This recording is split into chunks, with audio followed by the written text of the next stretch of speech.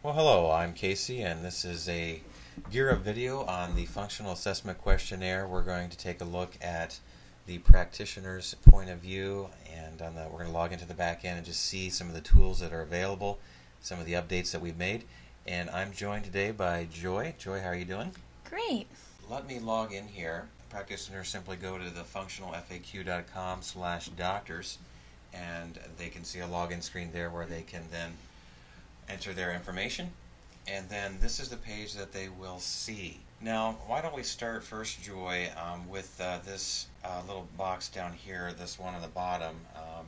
It just gives some basic information about their office, and it gives their practitioner number, which is very important, correct?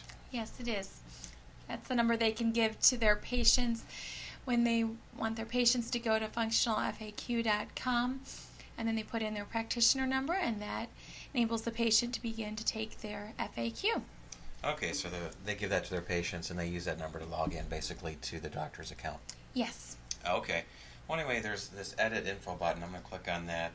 And here's where the practitioner or the staff can change information. For example, we recently had an office that moved, and so they had to, of course, update their address and phone number and stuff like that.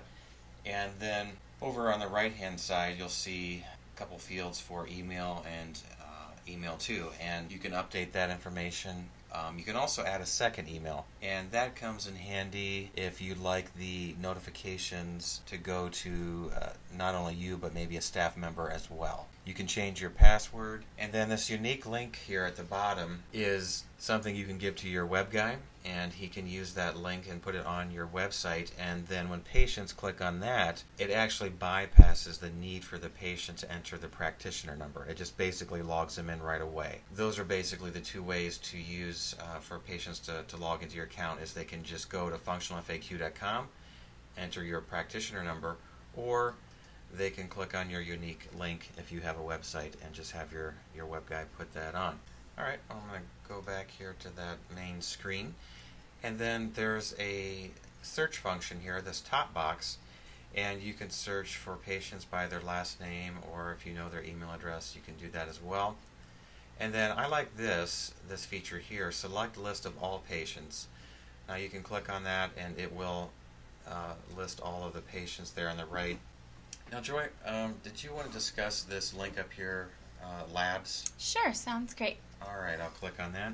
Okay, this is the page that can be helpful for a practitioner as they're just getting set up with Gear Up and their FAQ software. It just lists all the different laboratories that we have testing listed in the FAQ, either the adult FAQ or the child FAQ. So if a practitioner is just getting started, they will like to go to this labs page and look at the different laboratories, and we have the phone number right there that they can call to get their practitioner account set up. We also list the website for these different laboratories. So here's a running list of all the labs that we recommend test from in the FAQ software. Well, why don't we go start looking through a specific patient's account? Why don't we type in the word King? Okay, why don't we go to Lydia King? Okay, so as we see here, this is a child that there was a child FAQ filled out on. So this is the page that the practitioner will see after the patient has completed the child FAQ. Do you want to go over a few of the different aspects of that?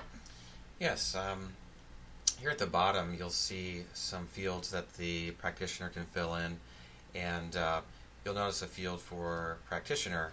And the reason for that is sometimes in an office you'll have multiple, doctors, and so this allows you to fill in your name so that you know that you're working with this particular patient. And then you can change the patient's username or password here if you'd like, and also enter some other health information here below, and then just click Save, and that'll be saved as part of their record. Let's go over to the right hand side here, and you'll notice a number of buttons up here, and let's talk about the blue one here called View Assessment. You'll notice some check boxes below that. You can either leave the All button checked, and when you click the View Assessment, it does just as you would think it would. It displays all of the sections that this patient filled out, and you can scroll down and review, specific answers to the questions if you're wanting to do that.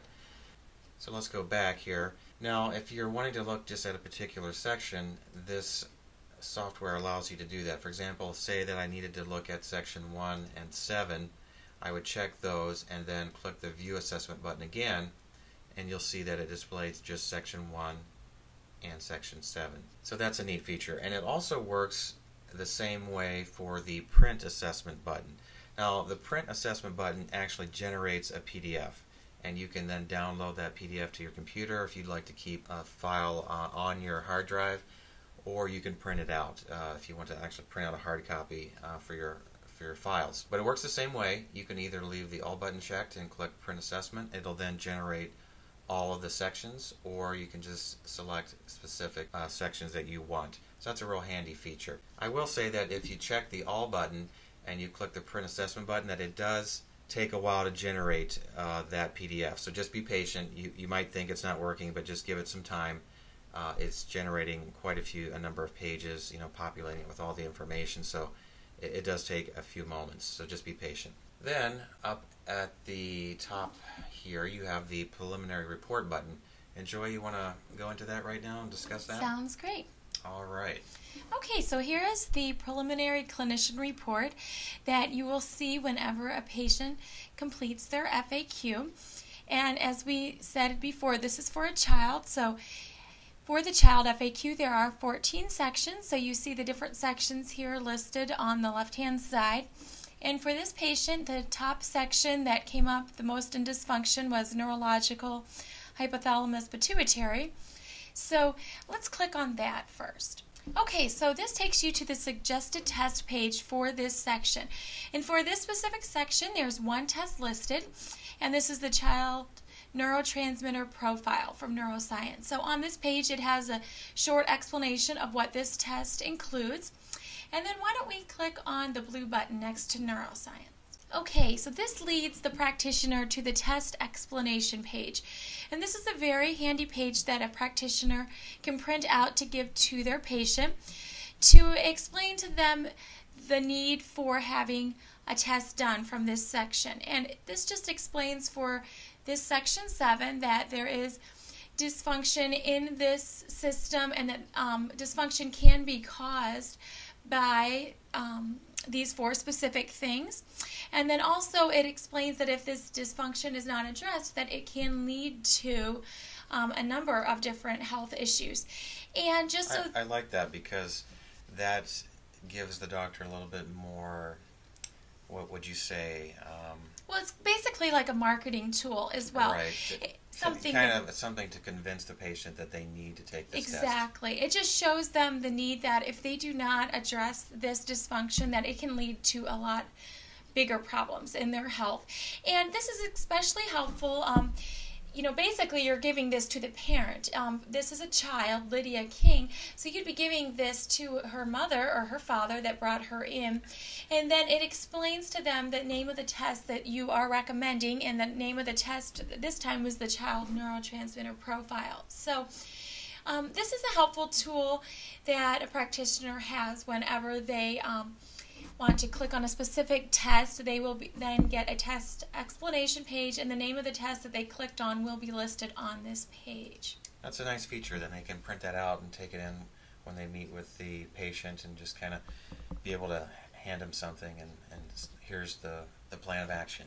Exactly. Why don't we go back? Could we go back to that preliminary report? Okay.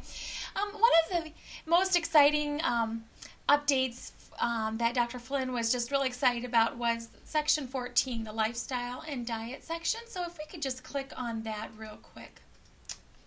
Okay, this is a new section in the child FAQ, and it's a little bit different from the other 13 sections. In this specific section, there is not a test listed. This is the suggested test page, but what comes up here is just a couple of sentences that explain lifestyle and improper diet are a big part of the issues that are affecting your child's health at this time. I would be happy to provide you with recommendations on changes that you could make to help your child achieve the optimal health that every child deserves. So let's click on the blue button. Okay, so this is the lifestyle and diet test explanation page. And this is a helpful tool that a practitioner can give to a parent, just basically explaining to them that there needs to be some changes to their lifestyle and diet. And Dr. Flynn was really excited about this because he realized this is something that is needed and something that you can actually put in the hands of a parent and give them some general recommendations. And then you'll see at the bottom, instead of there being a test listed here, it just says specific recommendations for your child. And what that says is once your child's test results have been reviewed, then a customized nutritional protocol will be recommended specifically for your child to begin to repair and rebuild the body, detoxify the body, and restore proper function.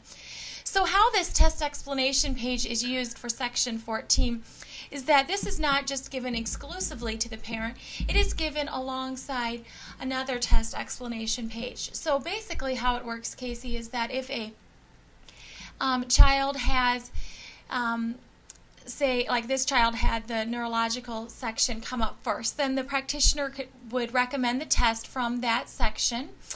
And then they would also give them the test explanation page from that section. And then also if the lifestyle and diet basically comes up anywhere near the top, I mean, even actually if it came down lower, that would be fine as well. But it's something that you give alongside with the other test explanation pages, and just shows them, the parents, some basic things they could do. You know, on that page it mentions things like vitamin C, it mentions things like a whole food vitamin. It also mentions things like, you know, reduce your child's sugar intake. It mentions just about making sure that your child gets a lot of positive reinforcement each day. So it is not just about diet, it's also about lifestyle, you know, about food, about reducing certain bad things such as toxins in your child's body, and then also lifestyle in terms of positive reinforcement. So that's what the test explanation page for lifestyle and diet will cover.